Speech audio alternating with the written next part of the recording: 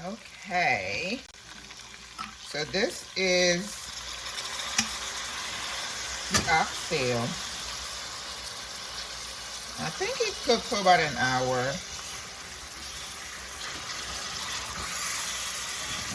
I think it's, yeah, it's tender enough. You know, next time I buy, I don't usually eat red meat, but I made an exception for the oxtail. I'd like them thicker. These are a little bit too thin. I don't like that. So I am going to eat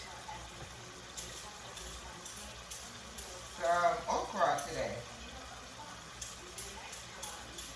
I'm going to put some little bit of a few pieces of carrots.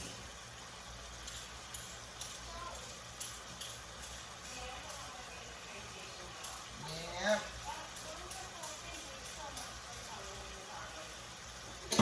Alrighty. Now, another exception.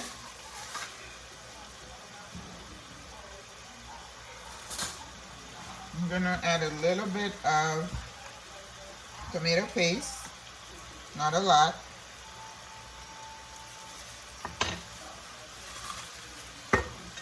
I don't like to use tomato paste, but I am making an exception. Only gonna put the carrots. It should cook in no time. And the okra, I'm gonna show you in a minute.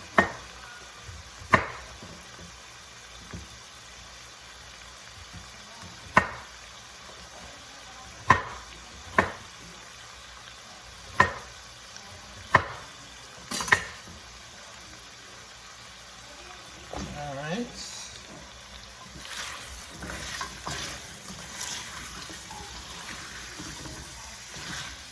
So the carrot is going to cook at the same time as the okra. Now this is not the Jamaican style of oxtail. For Jamaican style, we put some brown sugar and other stuff in it. I think the oxtail would be really good for soup jumeau. All right, this is the okra. I specifically was looking for those that are a little bit smaller, thinner, they cook faster, and they're tender. Because if you buy the really big one, the more mature one, the skin tends to be a little bit rougher. And when I'm eating it, I can taste it. Now, I'm not going to chop these, even though you could. I just wanted them whole today. So let me rinse. I also have some snow peas. But those will cook a lot faster. So I'm going to put the okra in first.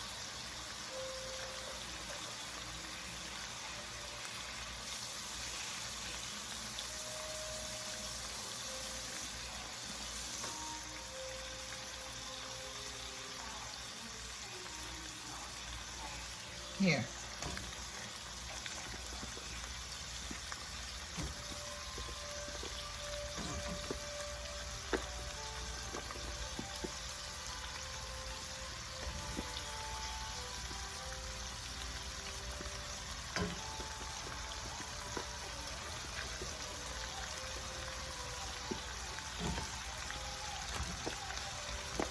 I'm watching this movie on Lifetime about the veil.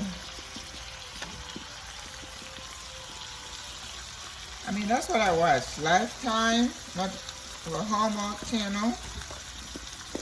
CNN, a little bit of Fox, depending on who's on Fox. Certain one of them I can't even do 5 minutes, but there are certain ones I can stomach.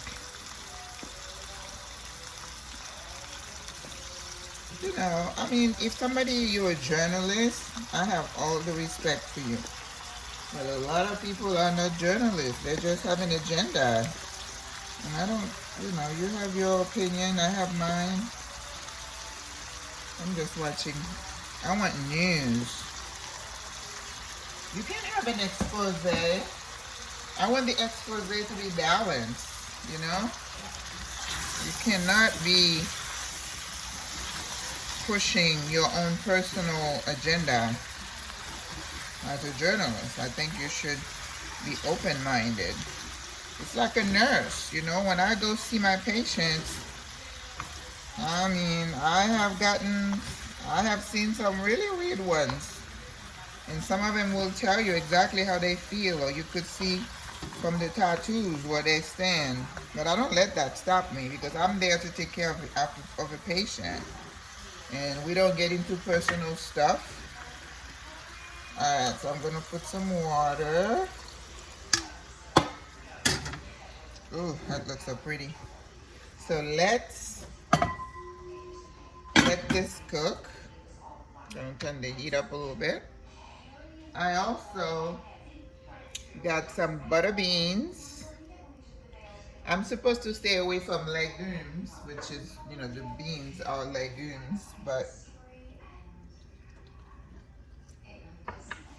anyway.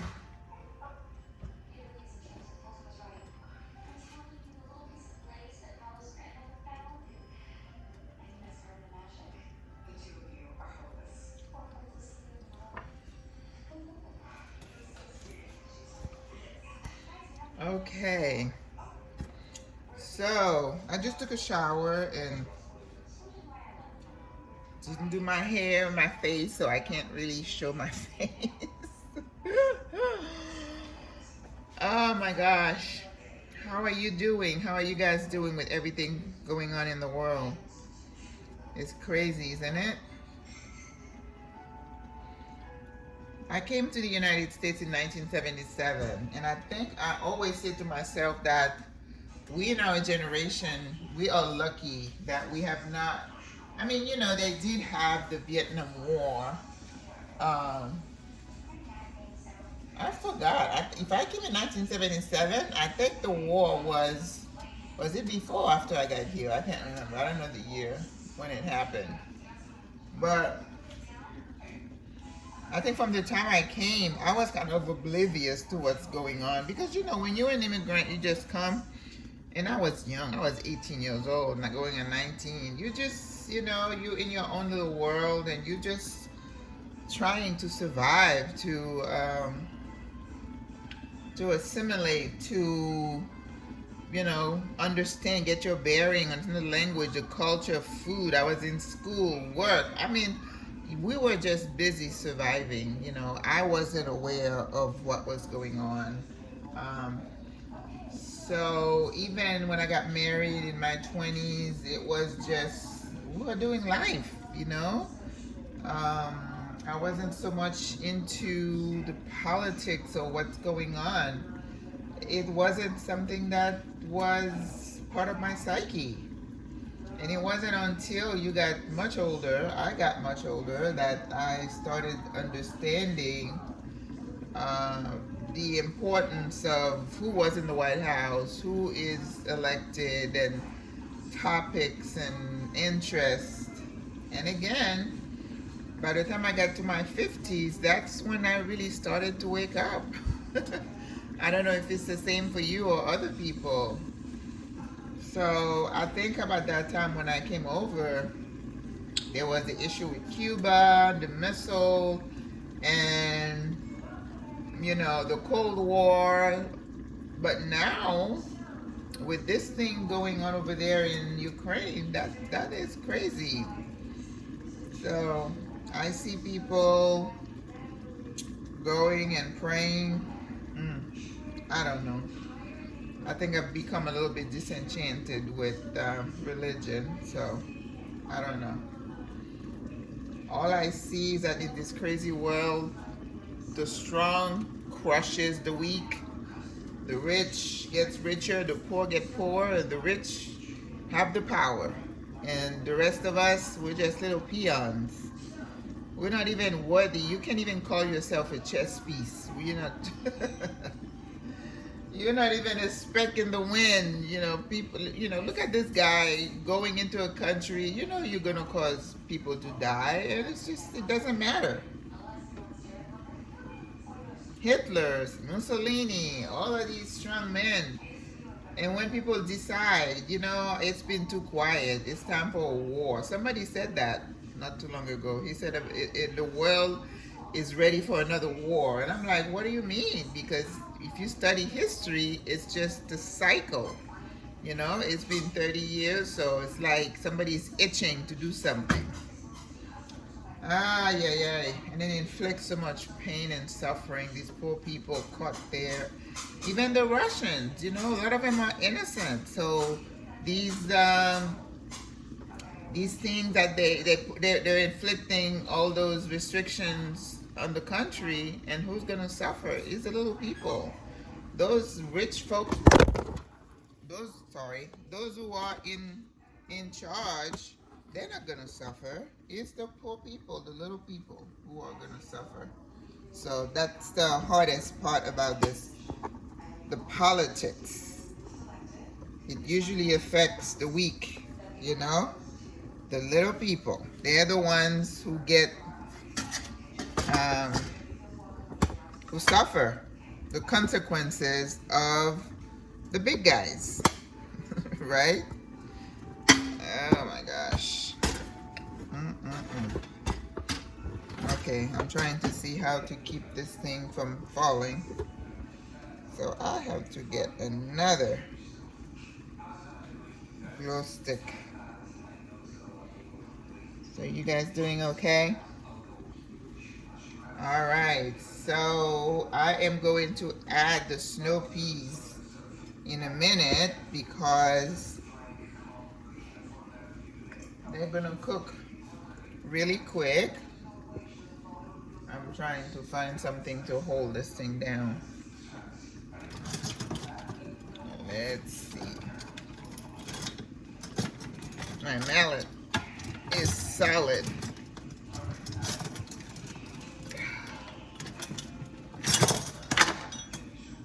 There it is. Let's see if it's gonna work. Ah, okay. Alright, let's see. Oh, that's good.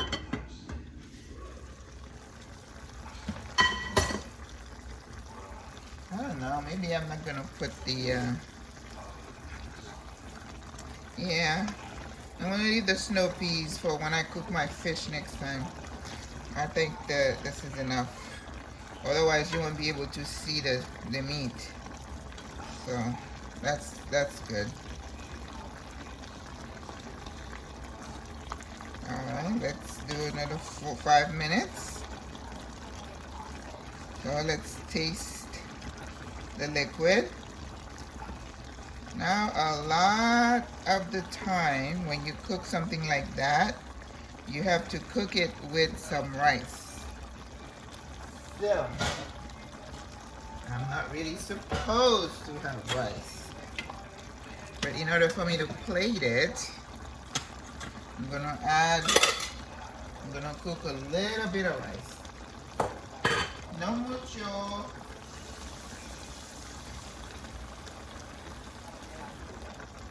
Poquitito.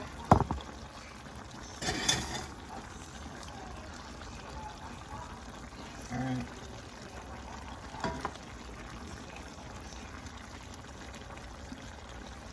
A little salt.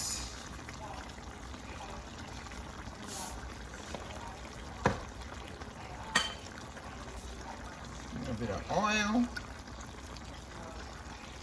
And I'm gonna get some rice.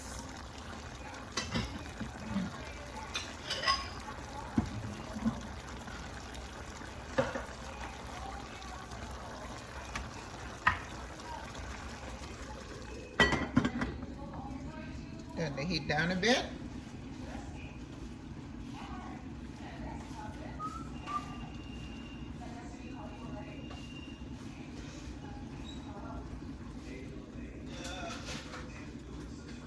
Jasmine rice.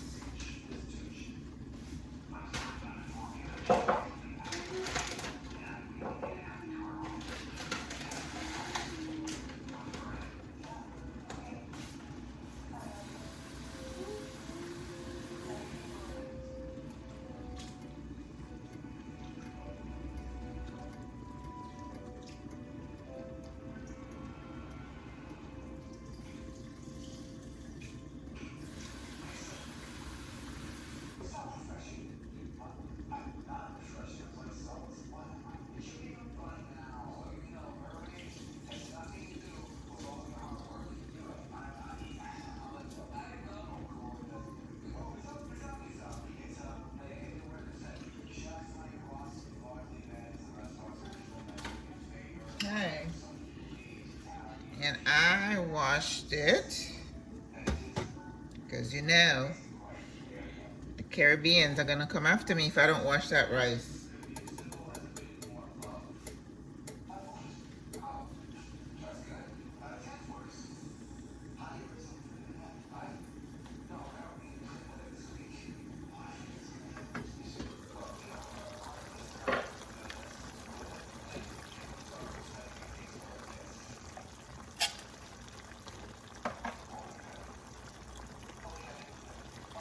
Butter beans.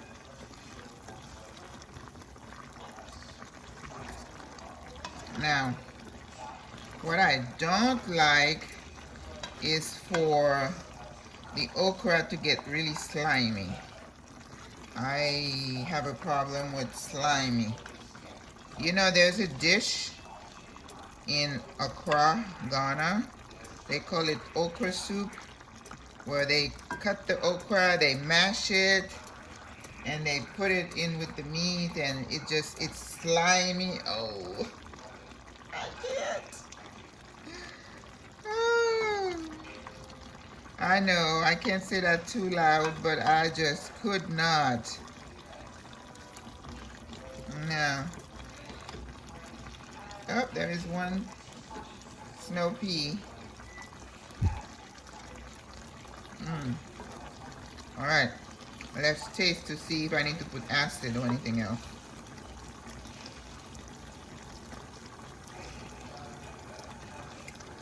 Okay, that's good. So we're gonna add a little bit of acid.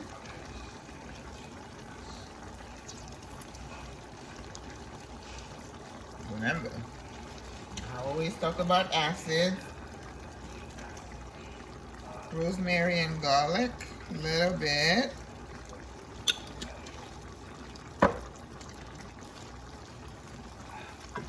Pepper. Even though when I marinated the meat, all this stuff went in there.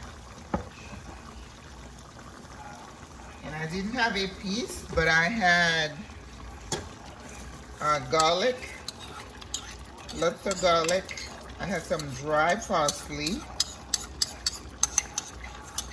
And I put everything else in there. So we have our rice cooking.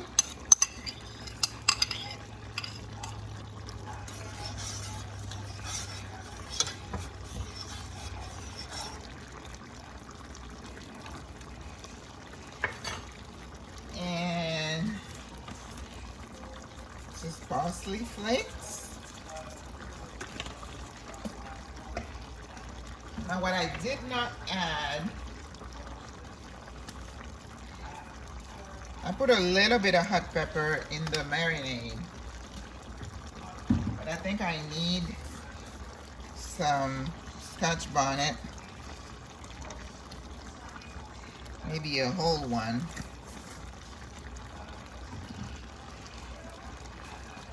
Okay, a little bit of salt.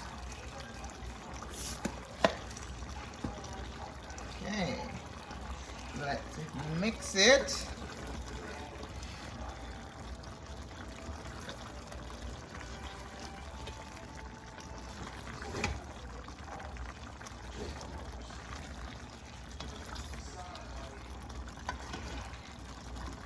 The okra is already done, and you know, because the liquid is thickening.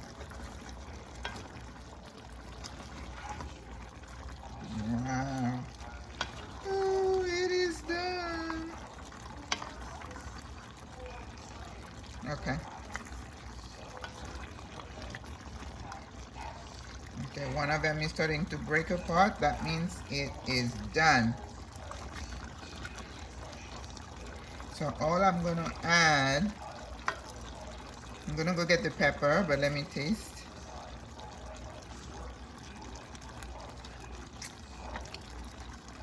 Oh yeah. You know, actually it's got a little kick, so I'm gonna leave it alone. And just add a little bit of Monte au beurre. Remember, I am not vegan, so don't come for me.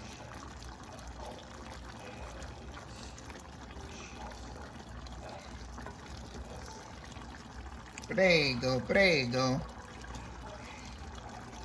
I think I would love to learn Italian. But too late for me. I'm not gonna go to Italy and live. Oh, another snow peas. Pea.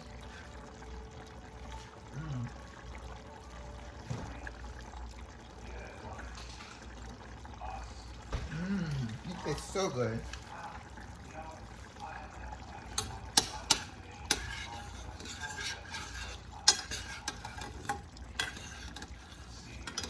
My rice.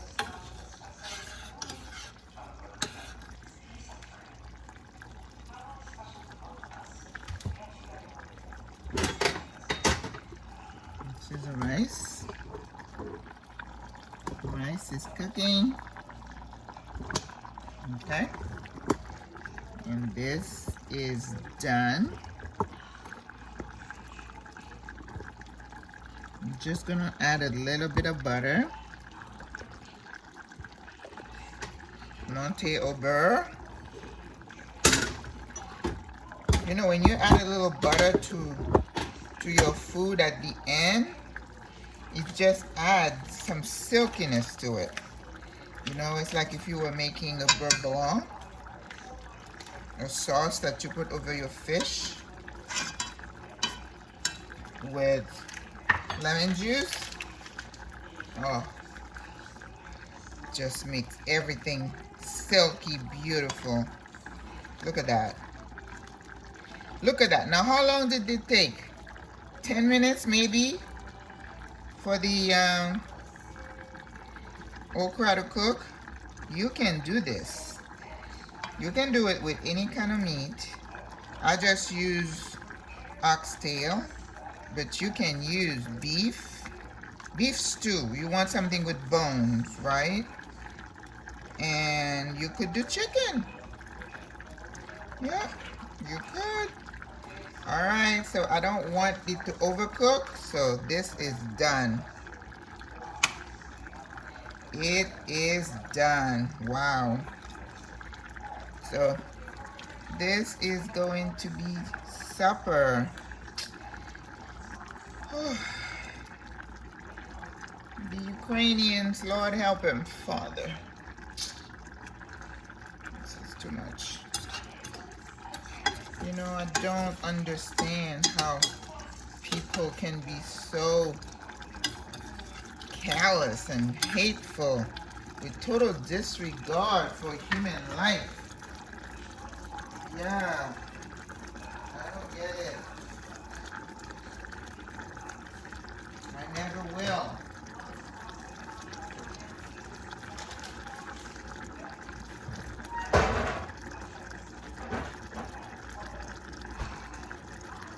Okay, so this is it for the okra.